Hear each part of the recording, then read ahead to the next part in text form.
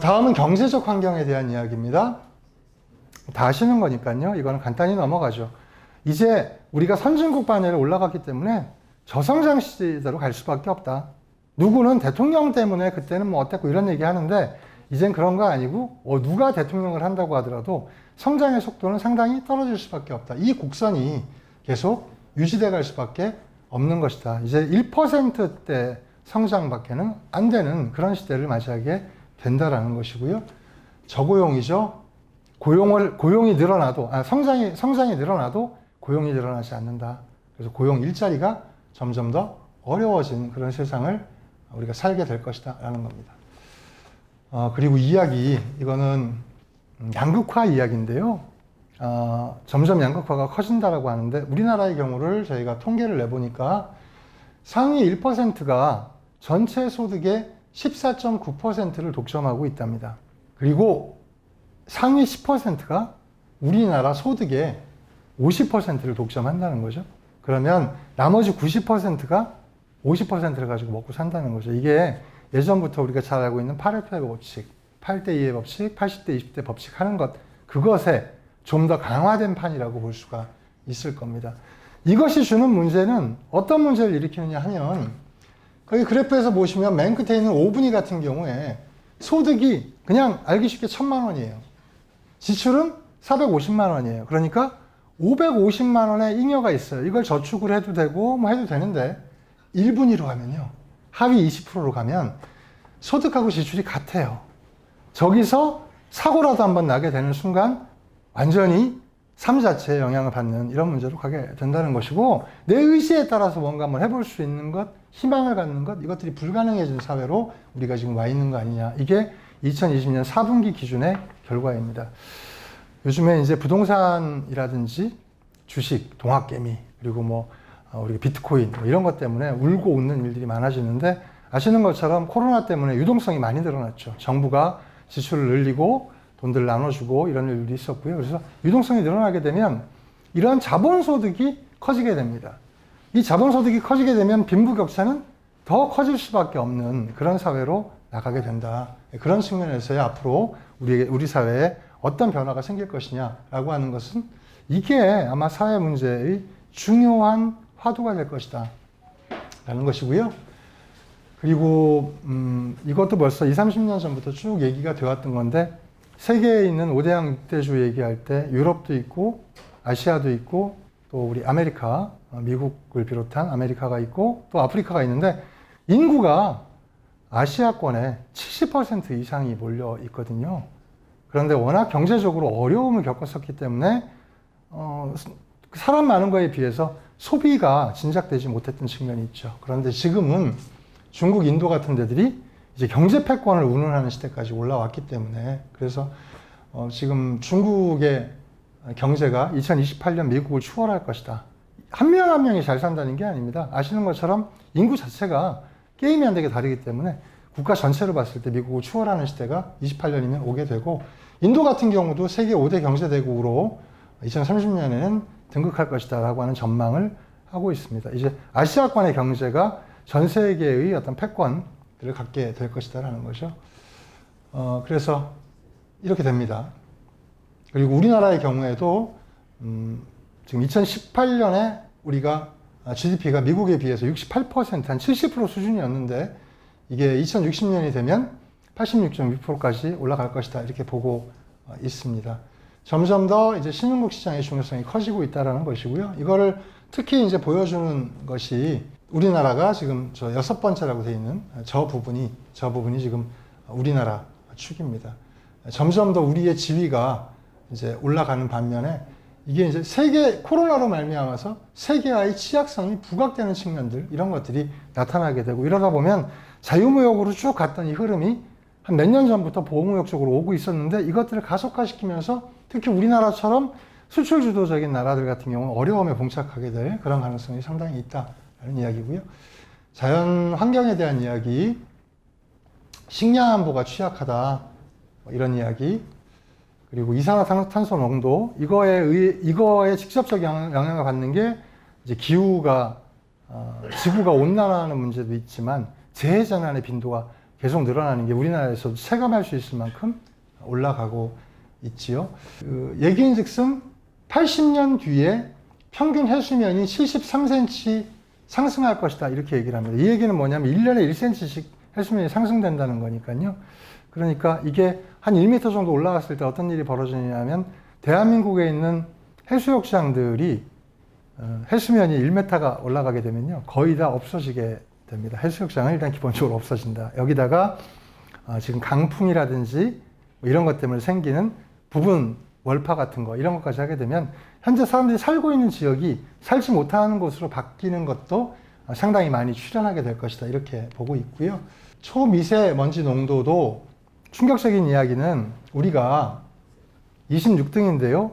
우리보다 25개국이 더 심각한데 OECD 국가 중에서 우리가 제일 심각하고요. 도시 중에서는 100대 도시 중에서는 우리가 초미세먼지가 높은 도시가 61개가 포함이 돼서 그래서 OECD 회원국가 도시 중에서 초미세먼지가 가장 높은 도시를 쭉 꼽아본 100개 중에 우리가 61개가 포함되어 있다. 그러니까 우리나라 미세먼지가 결코 괜찮은 수준이 지금 아니다라는 것입니다.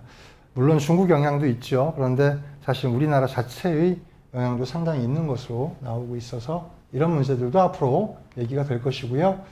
또 전염병 문제인데요. 이 전염병은 발생 가능성은 매우 낮은 것으로 이야기를 해왔습니다. 대신에 발생했다 이랬을 경우에 영향력은 가장 높은 것으로 얘기가 돼 있었거든요. 지금 이번에 경험하신 거죠. 영향력이 생물 다양성이 감소하는 것이나 대량 살상 무기로 말미암은 피해가 생기는 것이나 기후변화 대응에 실패하는 것보다도 훨씬 영향을 많이 줄 거다라고 얘기했는데 실제로 지금 우리가 경험을 하고 있는 것이죠. 마지막으로 정치적 환경 점검인데요. 미국하고 중국하고 갈등을 합니다. 근데 우리는 이게 왜 심각한 문제냐면 우리나라 수출 비중 중에 중국이 25.9% 그러니까 우리나라에서 물건 만드는 것 중에서 수출을 하는데 그 중에서 4개 중에 1개가 중국으로 팔려가고 미국 같은 경우에 14.5%가 미국 비중입니다. 그러니까 두 나라 합치면 우리나라 물건 외국으로 수출하는 것 중에 40%를 두 나라가 사거든요. 여기에 베트남이 한 10% 파니까 요 세 나라가 50%쯤 사가고 나머지 수백 개의 나라들이 50% 갖고 나눠 갖고 있는 거라서 우리나라의 중국, 미국 의존도가 상당히 높습니다. 베트남까지 포함돼서. 그런데 중국하고 미국하고 싸우면서 쟤네 거 사면 우리 거 안 사, 뭐 이런 얘기가 이제 왔다 갔다 하고 중간에 끼게 되면 상당히 피곤해질 텐데 그러다 보니까 조마조마하게 이 문제를 쳐다보고 있는 중입니다. 그리고 현재의 시기는 동북아가 구질서와 신질서가 충돌하는 격변기에 있다. 그리고 동북아 외교의 혼란기에 있다. 이렇게 이야기를 하고 있습니다. 그리고 아까 팬데믹과 더불어 가지고 국가중심주의 얘기를 했지만 경제회복 과정에서 더 내셔널리즘이 강화될 것이다라고 대부분 다 예측을 하고 있습니다. 이러면서 세계화됐던 부분들이 점점 단절되고 국가중심주의로 넘어가게 되는 이런 문제들도 정치적으로 우리가 풀어가야 될 문제들이다 이렇게 보고 있습니다. 5가지 이야기를 했는데요. 이 말씀 드린 거에서 우리가 한번 결론을 좀 뽑아보죠. 어떤 거냐 하면 이게 그러니까 장난 아니구나. 내가 지금 예를 들면 65이니까 대충 요즘 얘기 들어보니까 한 85세 이 정도까지 사는 경우가 있다 그러니 앞으로도 한 20년은 남았네 이렇게 생각해 보셨던 분이 계신다면 오늘 이후로는 최소 30년 남았구나. 아까 있는 여러 지표들이 우리한테 보여주고 있습니다. 그리고 내 자식이 나를 부양하는 것은 참 만만치 않겠구나. 그래서 나이가 들어서도 직업을 갖고 있는가 그렇지 않은가가 주는 내 인생의 행복도라든지 삶에 대한 만족도가 어마어마하게 달라질 수 있겠구나 라는 점도 좀 생겼으면 좋겠고, 두 번째는 우리 산업의 경향이 어디로 갈까? 지금까지 우리가 왔던 경향들이 계속 유지될 것인가 아니면 뭔가 좀 변화할 것인가, 나는 도대체 어떤 일을 해야 좀 더 지속적으로 그 일들을 보람있게 해나갈 수 있을까, 이런 것들의 힌트가 되는 시간이었으면 좋겠다라는 생각을 하고요. 마지막 주제인데요. 마지막 주제는 아까 제가 말씀드렸던 것처럼 4차 산업혁명과의 관계성, 이거에 의해서 우리 산업이 어떻게 변화하고 그리고 우리가 하려고 하는 일과 어떤 관계성을 갖는가에 대한 이야기를 한번 해볼까 합니다. 일단은 누구나 오늘 제 말씀 들으면서 뭔가 변화가 필요하구나, 변화에 적응해야 되겠다라는 생각을 하셨을 거라고 보고요. 코로나 이전부터 이미 사회는 대변혁하고 있었는데 한국고용정보원에서 한 이야기, 그리고 이제 세계적인 이런 4차 산업혁명을 다루고 있는 산업학회들이 한 이야기들을 근거로 이 두 가지 화두가 우리 앞에 와 있습니다. 뭐라고 얘기를 했냐면 2018년도에 했던 이야기인데요. 우리나라 노동자의 70%가 2025년까지 일자리를 잃게 될 것이다라는 예언을 했습니다. 일본 같은 경우에는 2025년까지 모든 편의점은 무인화될 것이다, 무인화시킬 것이다 라고 정부가 발표를 한 바가 있거든요. 그리고 지금 초등학생의 65%는 지금까지는 없는 직업에 종사하게 될 것이다 라고 하는 예언들을 전문가들이 속속 내놓고 있습니다. 이제 직업의 세계는 어마어마하게 요동치면서 변화하게 될 것이다. 지금 현재 우리나라의 농업 비율은 몇 %쯤 될까요?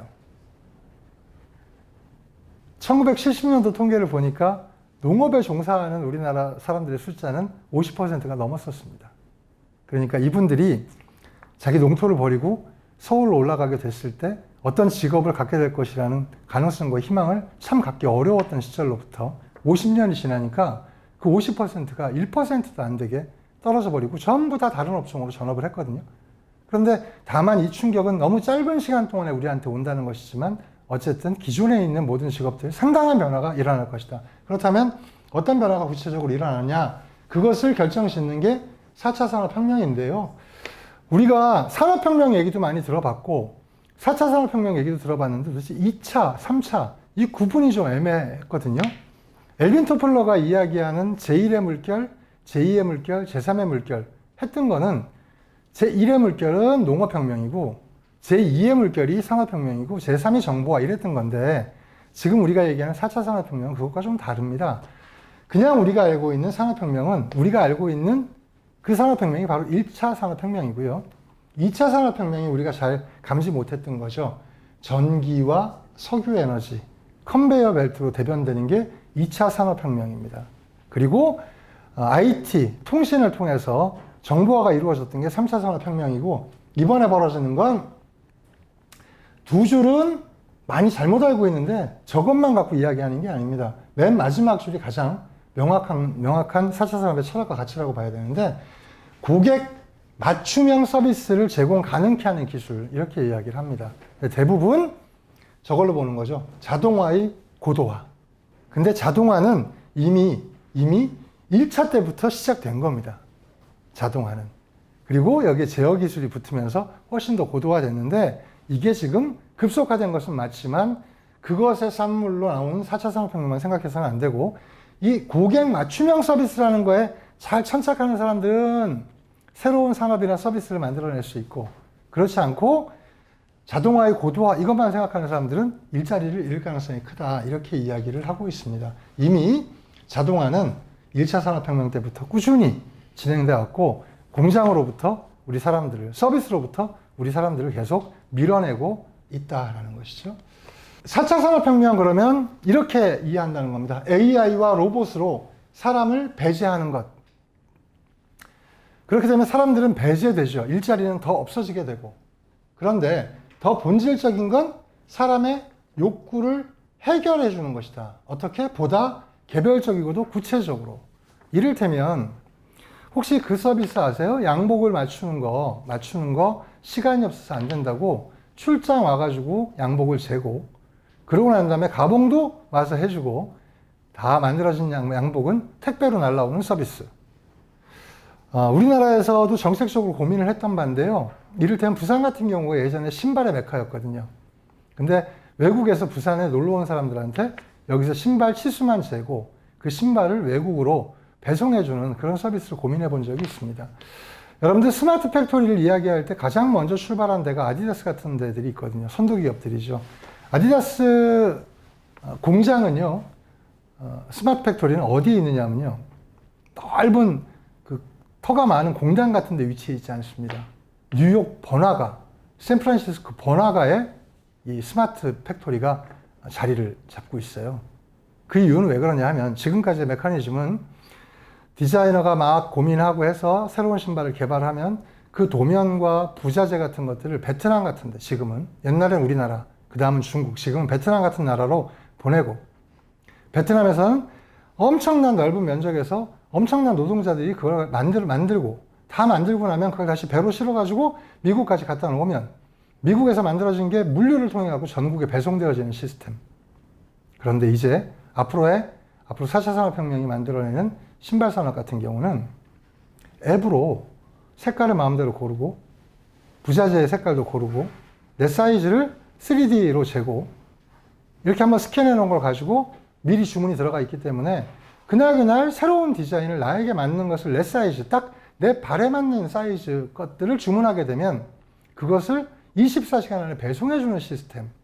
이러니까 이제 공장은 점점 더 작아지고 도시마다 위치해야 된다라고 하는 것이 4차 산업혁명의 정신과 철학입니다. 예를 들면 초콜릿 같은 경우도 지금은 여러분들이 기성품들을 뭐 페라 땡땡땡 뭐 가나나 땡 이런 걸 사 먹지만, 예를 들면 결혼기념일날 특별히 만든 단 한 개짜리 초콜릿을 그렇게까지 비싸진 않도록 주문해서 선물할 수 있다는 거예요. 실제로 제가 선생님들 그 교감 자격 연수, 교장 자격 연수 같은데 가 있으면 쉬는 시간에 학생들이 바카스를 막 들고 왔는데 거기에 선생님 사진이 있더라고요. 이거 뭔가 그랬더니 칼라 프린트로 라벨을 인쇄해가지고 그래가지고 그 바카스 같은데 붙여서 선물을 하고 하는 거예요. 벨기에에서는 초콜릿 종주국이죠. 거기서는 주문한 모양과 사람 이름 같은 거 새겨가지고 거기다 사진 같은 것들로 패키지를 만든 것들을 국제 특송으로 배달해주는 서비스를 벌써 몇 년 전부터 하고 있습니다. 향수 같은 것도 자기만의 향수 이런 것들을 개발해가지고 혼자 주문해서 사용할 수 있고 선물도 할 수 있는 그런 구조가 이미 나와 있다는 겁니다. 그리고 이것들이 바로 4차 산업혁명이라고 하는 기조 속에서 일반화될 것이고 많이 나타나게 되는 그런 그림들이 4차 산업혁명인데요.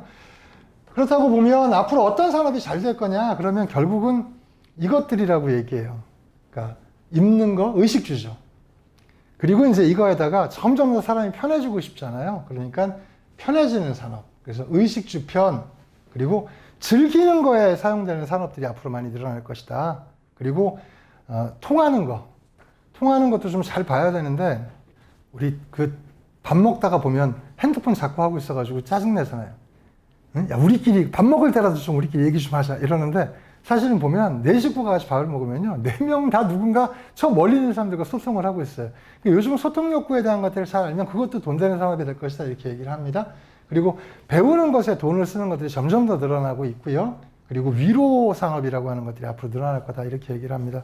산업들이 앞으로 늘어날 건 이렇게 8개 분야로 보고 있고, 이것들을 여기에 4차 산업혁명이 주는 여러 가지 기술적인 요소들이 들어가서 뭔가를 만들어낸다. 그렇다면 우리 중장년들도 앞으로 우리가 해야 될 일들에 이것과의 연관성이라는 부분들을 잘 생각해 보면 이것도 한번 가능성이 있겠는데 이거 재미있겠다 이런 것들을 찾아볼 수가 있을 것 같고요. 결국 사람이 사람을 케어하는 산업, 이런 것들이 엄청나게 늘어날 산업으로 보고 있습니다. 그리고 그 위에 있는 본능을 추구하는 산업, 우리 먹고 살만해졌는데도요, 요즘 TV만 틀면 전부 먹방이거든요.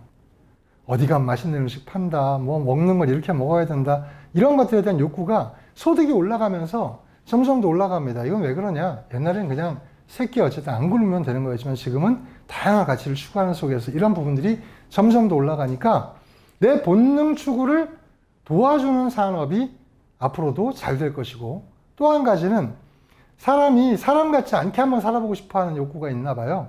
예를 들면 명상, 그 다음에 요가, 이런 좀 초월적인 거, 이런 것들에 대한 산업들도 앞으로 4차 산업혁명 이후에 계속 늘어날 거라고 이야기합니다. 자, 지금 전기 자동차, 또 자율주행 자동차 이야기를 합니다. 제가 특정 브랜드를 뭐 광고하는 건 아닌데 올해가 2021년인데요. 올해 안에 만약에 좀 늦어지면 내년 초를 목표로 해서 우리나라에 K 시리즈 자동차가 있습니다. 기아에서 만드는 K9이 우리나라 최초로 자율주행 3단계 차로 출시가 될 예정입니다. 그래서 전 고민을 했죠.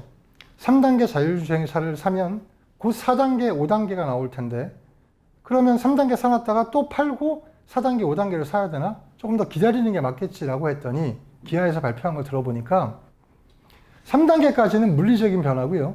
4단계, 5단계는 소프트웨어를 업그레이드하는 걸로 정리가 끝날 것이다. 그러니까 3단계까지는 기계적 변화고 4단계, 5단계는 소프트웨어의 변화일 뿐이다. 3단계가 되면 어떤 일이 가능해지느냐면 아이풀입니다. 눈을 더 이상 이제 고정할 필요가 없다. 이제 안 봐도 된다. 찍어만 놓으면 알아가지고 목적지까지 가는 그 자동차가 이제 올 연말 아니면 내년 초에 우리나라에서 출시가 되고요.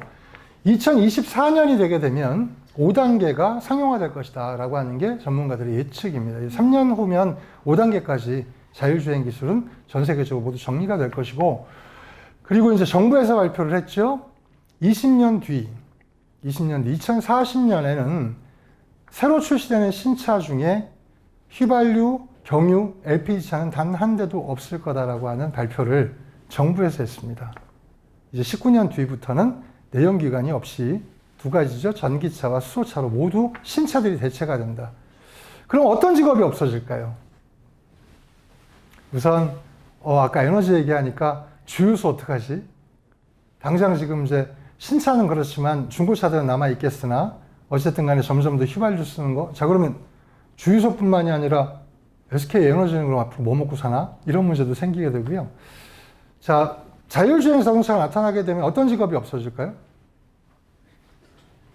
버스 기사, 택시 기사, 화물 용달 기사. 그런데 대리 기사도 택배 기사도 무인 자율 자동차 때문만은 아니지만 택배 기사도 지금 준비가 되고 있습니다. 아주 재밌는 얘기 하나 드리면 미국에서는 택배 로봇이 다 만들어져 가지고 지금 출격 준비를 하고 있는데 문제가 있대요.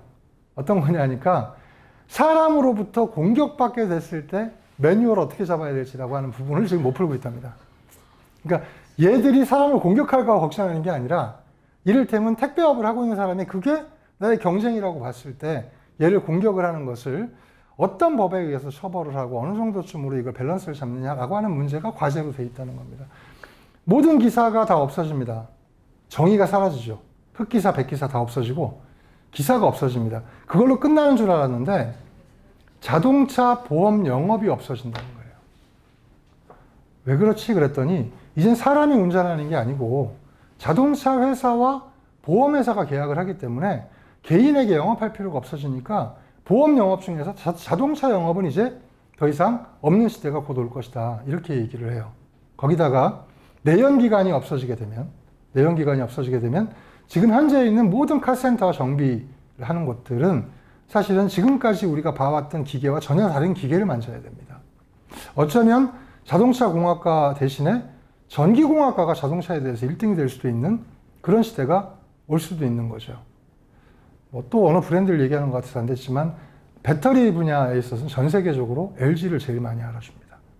그랬을 때 자동차 회사의 브랜드도, 그러니까 예전에 애플이라는 데는 컴퓨터 만들던 데였고 그 뒤에 MP3 비슷한 이런 거 만들다가 갑자기 휴대폰 시장의 최강자가 됐고 모토로라나 노키아 같은 데들이 완전히 사라지는 것처럼 이를테면 자동차로서 지금 어마어마한 브랜드 파워를 가지고 있는 곳들이 이를테면 전기차 시장에 왔을 때 어떻게 변화할까, 이런 것들입니다.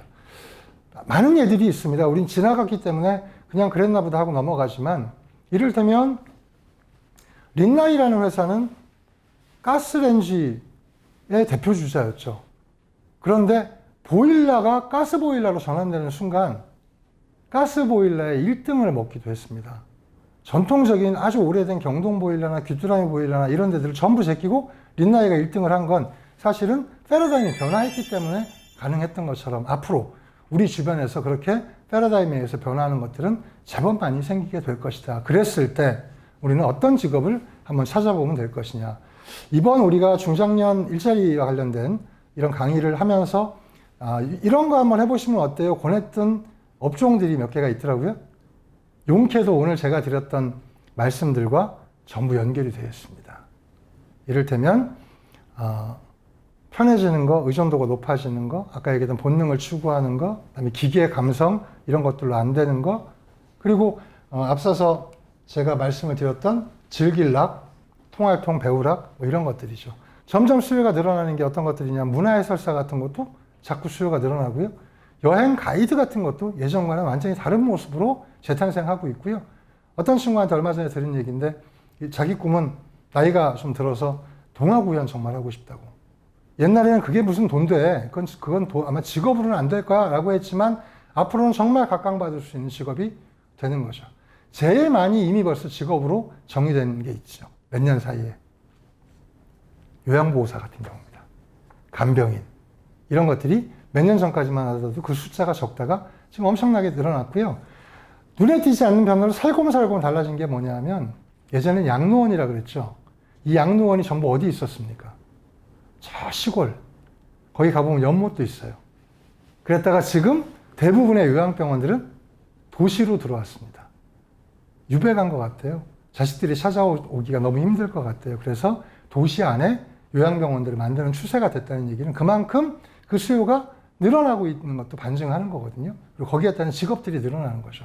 이런 식으로 직업이라는 건 사회와 시대에 따라 가지고 변화가 되게 되는데 지금의 추세는 아마 이렇게 되겠다.